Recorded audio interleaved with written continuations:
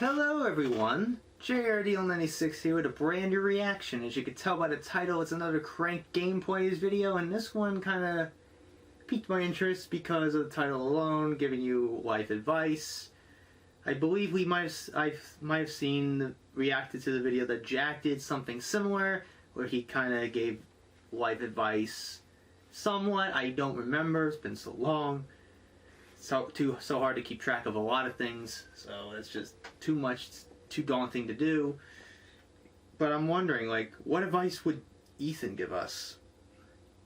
What life advice would he give us? And stuff like that. Honestly, I'm kind of curious, so let's just find out. So without further ado, let's react to this video, shall we? Listen, guys, listen. Oh god, that earring.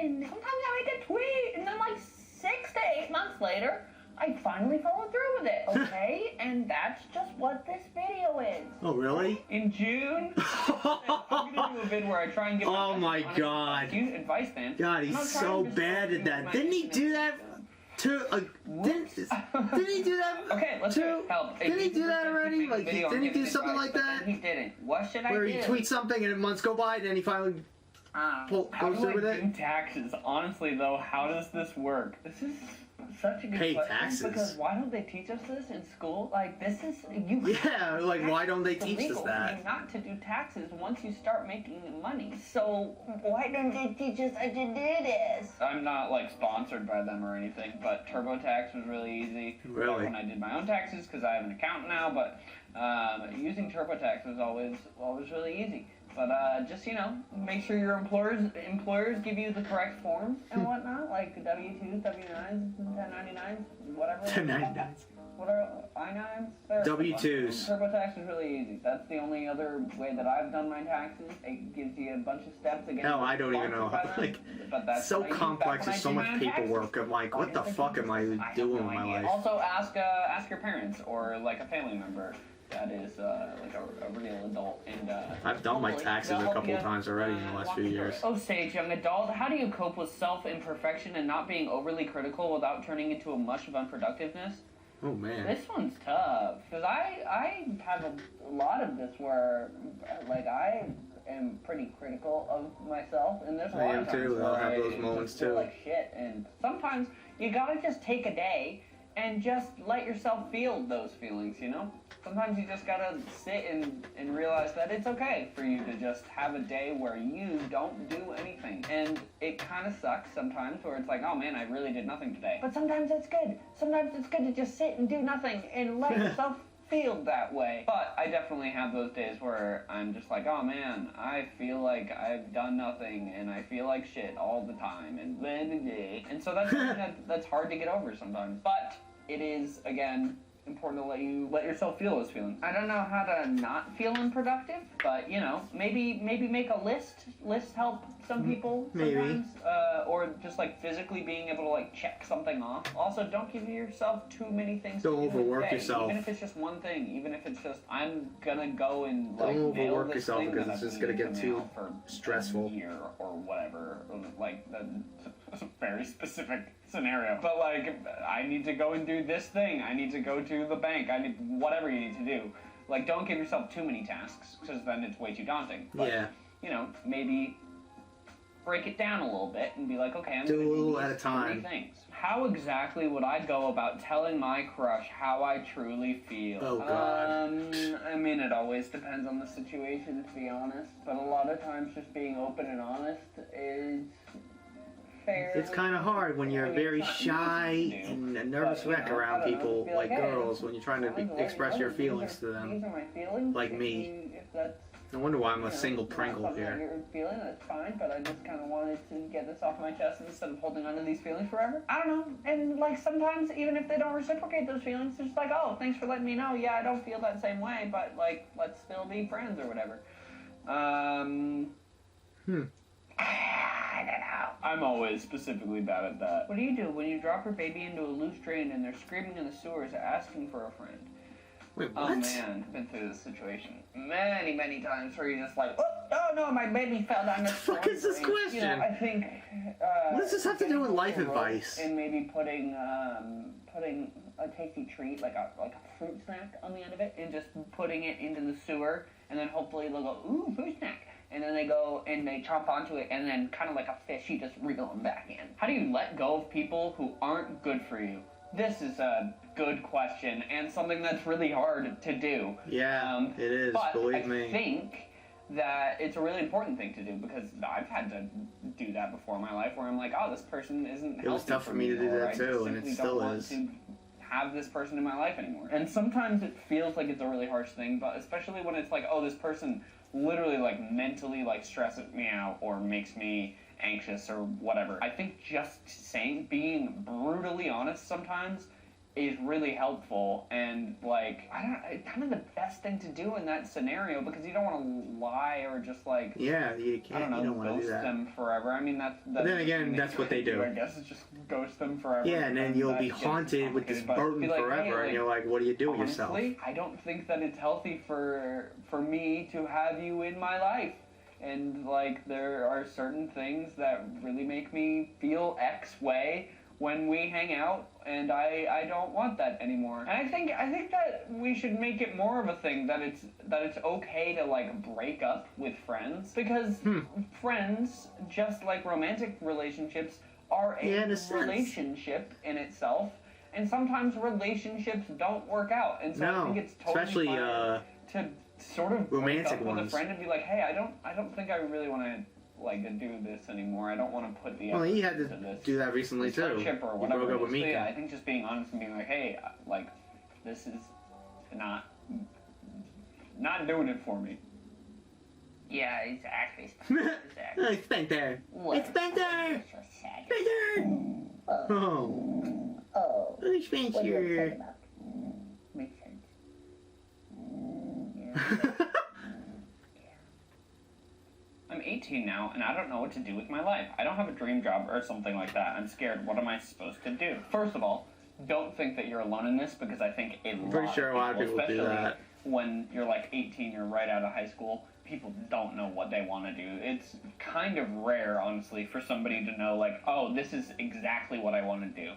And I think that's why a lot of people go to college and get a sort of, like, generic degree, like, oh, I'm going for business, or I'm going for whatever, just because they're not really sure what they want to do yet, and that comes with getting experience, I think, and just having not only like job experience, but like life experience, and like figuring out like, oh, these are the certain things that I enjoy, even things like making friends and being like, oh, I really enjoy having like super deep conversations with people, or sort of like figuring out like how people's like brains work and stuff. And so then maybe if you like something like that, then like, oh, maybe I would like to like be a therapist or grow into psychology or something like that. But I think just having more life experience really helps you figure out what you actually want to do with your life. Right, fine. Would you agree? No, but I definitely don't be stressed out about that, because, I mean, it is stressful. It's valid to feel stressed out about it, but don't feel like you're the only one going through that. Don't feel like everybody else has their shit together, because they don't. And if they tell you that they do, they're probably lying. They're full of shit. Because everyone's just trying to figure out their shit. I would just say, don't freak out about it as much as you can, and just try and get more life experience, and, you know, you'll figure out what you love. Hope I'm not too late. How should I get over my ex? We were together almost 2 years and even planned a future together, but he broke up with me because... Well, this is something related, kind of related. This is a really tough thing, and again, like, I don't know your specific situation, but, like, especially if it's, like, the first person that you're having, like, a real relationship with, it takes a really long time, to be honest. And, like, it is something that, unfortunately, you can't just be like, oh, do this thing, and then tomorrow it's better. It just takes time, and sometimes it's even, like, you don't start getting over it until you find another person or another thing to sort of occupy your time, because especially, like, with this scenario, being together almost 2 years and stuff like that person is very much, like, not only your person, but also now sort of like a part of you, because I think in relationships, especially longer-term relationships, you and your partner sort of become each other in certain ways. Like, you pick up certain mannerisms or certain habits and stuff like that. And so, literally, like, a part of them is now sort of like a part of you. And so now you have to learn how to live without that part. And so, yeah, it literally takes time. Try and distract yourself as much as you can, whether it's talking with friends or, you know, doing it's kind of hard, honestly, or whatever. It's especially but it's hard still now, like it's harder for me when it still haunts me. I mean, depending on when stuff like that haunts me still. If you're in the U.S., you can't really... You can't cope with it, you can't move on from it. But yeah, I'm really sorry. That really sucks. But yeah, it just kind of takes time. But also understand that, just like what I was saying before, like, let yourself have those days, and it's okay to have those days where, like, you really miss that person, or, like, you know, you just kind of sit in sadness, because it is sad, and it really sucks, and fucking blows. Don't beat yourself up too much if you have days like that. It is really hard, and it just is something that gets better with time. How does one cope with the insanity of social media, especially in our current climate? Kind of hard. This is something that I need to do. Take more breaks from it. I don't know. It's hard to do because it literally, for a lot of people, like for me too, it's like an addiction thing. Just the constant want/need to check and refresh and figure out what people are saying. See what stupid stuff people are saying today. I think the biggest thing though is honestly taking regular breaks. Which I want to do more of, but like I deleted Twitter and Instagram off my phone for a week, and it was so nice. Even just like, and I still went on it, like I just was only allowing myself to check it if I was on my computer, which I mean I am for most of the day, but not having it right here on my person was really helpful. And so yeah, I think just taking regular breaks as much as you can. Also, on the flip side of it, like if you are having negative interactions with people on social media and stuff, just remember that most people wouldn't actually say that stuff to your face. And so it's just like... They wouldn't have the balls to say that in front of you, face to face, but they're so confident saying it behind your phones. I need to do more of too. But yeah, try and take as many breaks as you can.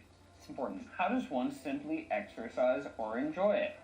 That's a good question. I think, at least for me, this has helped a lot. If you can find a way to exercise with somebody else and sort of have an accountability buddy, whether you're doing it over like FaceTime or whatever, or if you can safely do it in person, but having somebody else to work out with, whether it's like a friend or someone in your family, or like if you have like a personal trainer or anything like that, just having somebody else that, you know, you need to be responsible and be like, okay, we're going to work out on this day, and this day. And then it just makes it easier to not miss, and having that external thing to be like, oh, I need to go and do this because somebody else is relying on me as well, is super, super, super helpful. So yeah, that's honestly my biggest It's kind of harder for me to even work out at all. And I'm still bad at it. Sub or dubbed? Subbed. I'm trans and struggling a lot with my family not accepting me. How do I continue to help myself knowing I don't have my family behind my back? So I can't give you personal experience advice for this because I myself am not trans, but I would like to say, and I've heard a lot of different people say this, is that while you may have a blood-related family, you know, you can also choose your own family.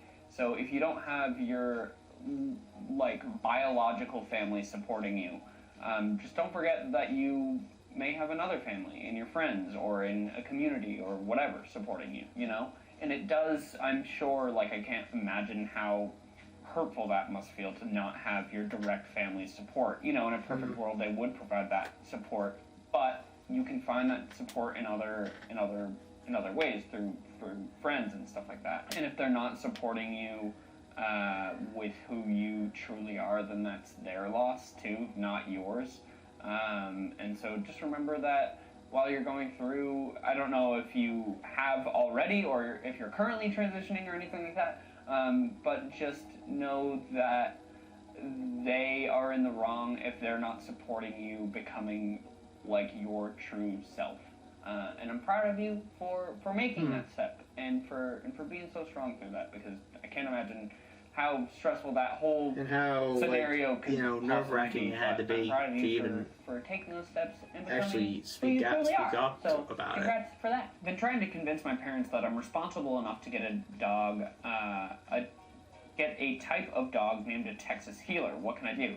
I think, from my memory, because Spencer might have a little bit of Blue Healer, so I'm pretty sure healers He started like growling. Working dogs, like farm dogs. It's kind of like my dog Horatio. Like Every time I try and they can be lay a down lot when of he work. starts So I think growling. that's just like showing your parents that you're responsible enough for that. I think honestly the best way to do that without actually having the dog yet is literally like creating a plan of like, hey, this is what I will do with this dog and this is how I will execute it.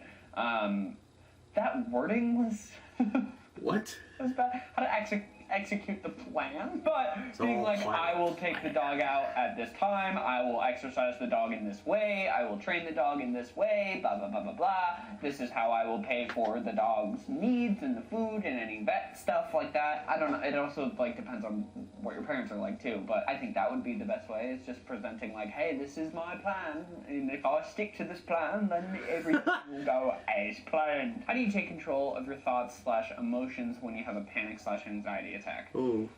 Oh boy. Fucking, I don't know, dude. For me, and this is not for everybody, but for me, I did start taking medication to help with my anxiety, and it's helped a lot.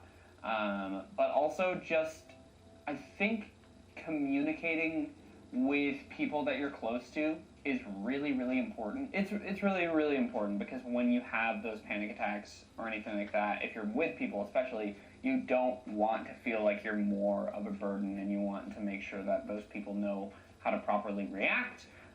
Mika was really, really, really good about helping me out when I had panic attacks, and she could also just sort of like read my body language well and know when I was going to have a panic attack or anything. But I think communicating, hey, like this might happen sometimes, and this is what I need you to do in these scenarios is really, really helpful, because if you don't communicate that, and sometimes it's hard to even figure out interesting that you what brought is her helpful, up. but even just being like, hey, I need you to like just remove me from whatever situation that we're in, and just sort Not of like he's trying to like ghost her or Spencer, anything. why are you growling so much? What is up?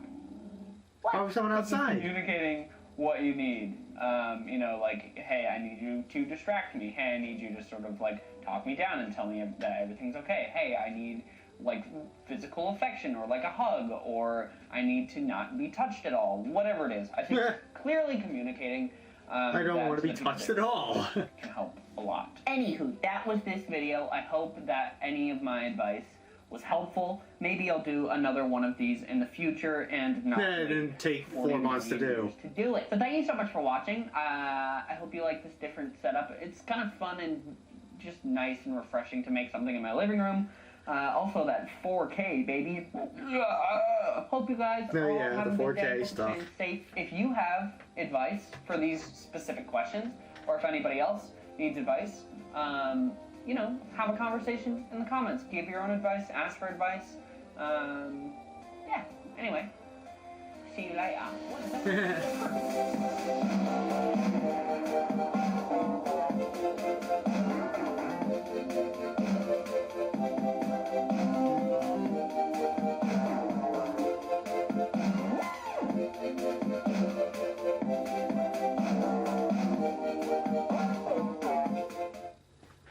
Oh my god. That was pretty fascinating, some of the stuff that he said. Like, especially talking about, like, you know, trying to get over, like, and let go of stuff. Like, let go of people that have been toxic in your life. And for me, that really hits me at home because, again, lately I've been going through that a lot. And it's not hard. It's not that easy. It's not that hard. What am I saying? It's not that easy. It's really hard. It's so hard that I can't get it out of my head. It haunts me. Like this heavy burden is just haunting me. Saying, this is your fault. And then when you have people go after you and stuff, that's just when it just really hits you. It just stresses you out. And you start to doubt yourself. And then you have those people saying that, oh, you're just looking for pity, you're this, you're a rat, you're an uncreative bastard, you're this, you're that. It's really hard, like, dealing with that. Believe me, like, I've dealt with that a lot in this past year alone. 2 people in particular, but I'm not going to bring them up. I have respect, but still. Just seeing how they are and behaving around you, it's not healthy. You could tell, like, there was a time 2 years ago when I saw how bad these people were, and I removed myself from the group chat that I was in with them, trying to get away from them because I knew eventually there was like a huge fight waiting to happen. That's how it felt. Like, I was sensing it. Like, I could tell it's gonna explode. So I removed myself from it, and a couple weeks go by, and nothing is going on. But then a few weeks go by, maybe a month goes by, and then they come back out of the woodworks. Oh, God. You could tell some people like to be that annoying and then they spam you saying, join this and we'll stop. Stuff like that. It's just like... And then you have people... And then... It sucks. It really sucks. When you gotta do... During that point in my life, in 2018, when this happened, after that huge fight that happened, like, after I got dragged back into it, it finally, like, exploded on a live video I was doing on Instagram. And it just was so bad. It just got really bad. And for me, I felt like the best course of action for me was to not go live daily anymore. Because it just wasn't healthy for me. And because what I did was I went live to escape them. Because they were really, really annoying. Just really pushing my buttons and really messing with me. So I tried to escape them from it. Escape them by going live to Instagram. But they followed me. Those pieces of shit. And then we had the huge fight, and then it just spilled out into the public, in a sense, on that live video. It's not right. And after a while, after that happened, it got to the point, I really started to have trust issues with people on the internet. Like, I really didn't know who to trust anymore. I couldn't trust anybody for 3 months. Because I wasn't sure if they were are they really actually friends that care, or they're just there just to play with my emotions and be manipulative. Or to rain on your parade. Because they know what buttons to push. It really was rough for me then. And I almost lost another friend because of that. But luckily I was able to finally, break. And then I finally broke down after a while because it was just like piling on and on and on and on. And finally it just hit me. And I broke down, like, maybe they do care. Maybe they genuinely do care. Maybe this person does care. Not the people that I'm referring to that were involved in the situation, but that one friend that I almost lost. I finally made amends with that person because we had a fight and stuff like that. But what's funny was that one of those people that was, really a piece of shit to me, came back and tried to reach out to me again and try to make amends with me and stuff. And I'm like, again, still on edge. I'm still on edge from that. I didn't believe them. I didn't want to listen to them. But then when I finally looked at what they were wanting to say, because this person actually was trying to get in touch with me since since August of that year, 2018, all the way up to October. So the last few months, this person was trying to get in touch with me again because of they had that huge fight because they realized that this one particular person was really, really bad, really bad. So they finally saw the light and got their head out of that person's ass and just got out of there. So that was, and then after a while, I was like some of her other friends, I don't know, I don't want to give out names because I don't want to expose people or anything like that. But thing one, there was some of her friends were trying to get in touch with me saying, hey, she wants to talk to you again, she wants to apologize to you and stuff, and I'm like, I don't trust them one bit after what happened. It still haunts me to that day.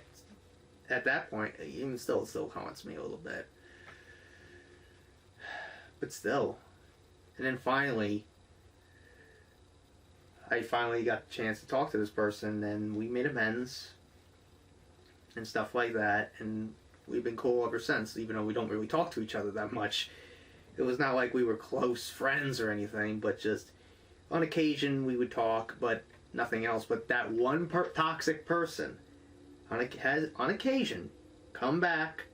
I think this person came back on my not too long after my birthday last year in 2019, tried to apologize to me, and then I brought this up to the sane one, to that person I made amends with, and she told me that the toxic person also tried to apologize to her too, but then she went to Google and found out that the toxic person went to Google and tried to find up a great apology, basis, and pretty much copied it and pasted it into their own thing.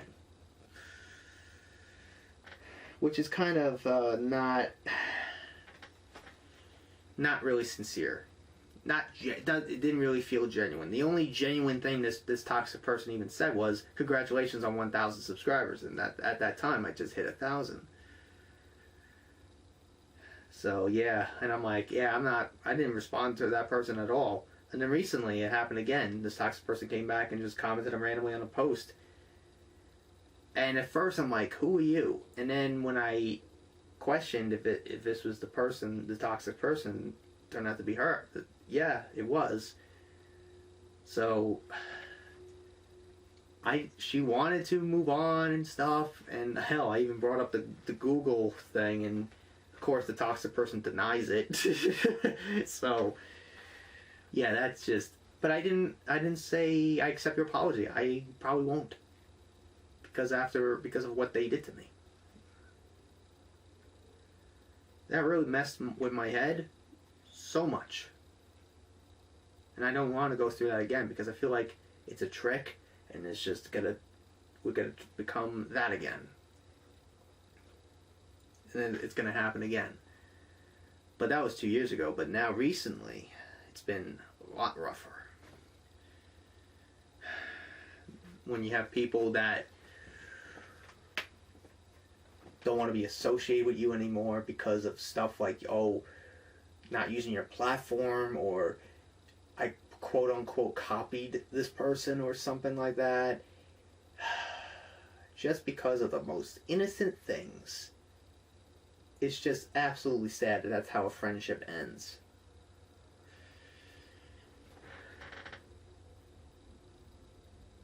Well, honestly, I'm not going to go into any further details there because I'm pretty sure someday the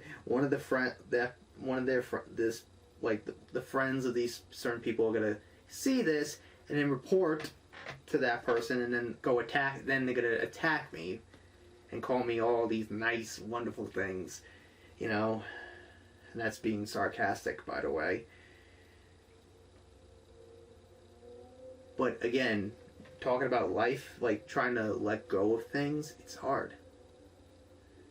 And it's been really, really difficult for me trying to move on from that. And when I want to make amends with this person, I do. Because I feel like I fucked up. I really hurt this person. Maybe even if I really didn't do that, but still, I want to really make amends with that person, but I feel like at this point, it's kind of too late now. And I'm going to have to carry this goddamn burden for the rest of my life, and it will forever haunt me. Because unfortunately, some people just want to be, immature and, in their own world and stuff like that. And that's another thing too I just don't like, when people try to pressure you into using your platform for certain things. That I just don't like that.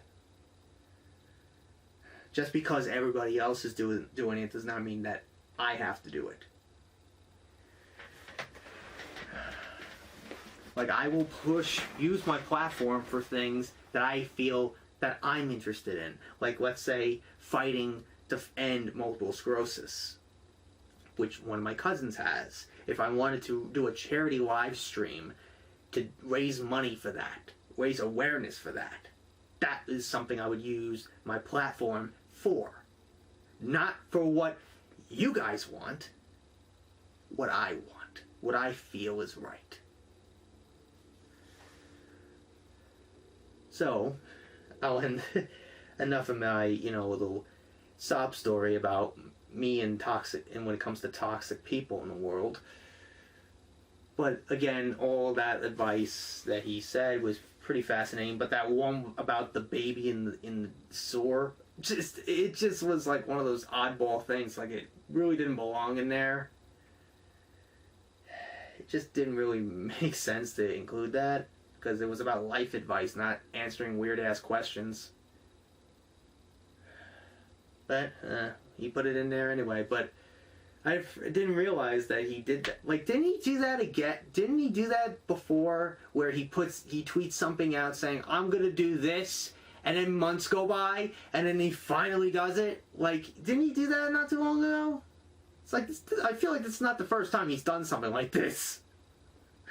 I feel like this is not the first time that Ethan's done this. He can't loosen that grip of trying to, do that. Like, he puts out something and then waits a couple months to finally do it. But it's also weird when he brought up, that one advice that someone asked about getting over a girlfriend or whatever, an ex or whatever. Because he had to do that recently. He broke up with Mika not like a month or two ago. And he did, obviously, I was kind of a little surprised that he brought up her name. But I'm not saying that there's animosity. I don't think there is. Even when Ethan said when he announced it on his Twitter that he was no longer with Mika, he said he doesn't want anybody to choose a side. He still wants to support her, and he's really, appreciates the time that they had together and stuff like that.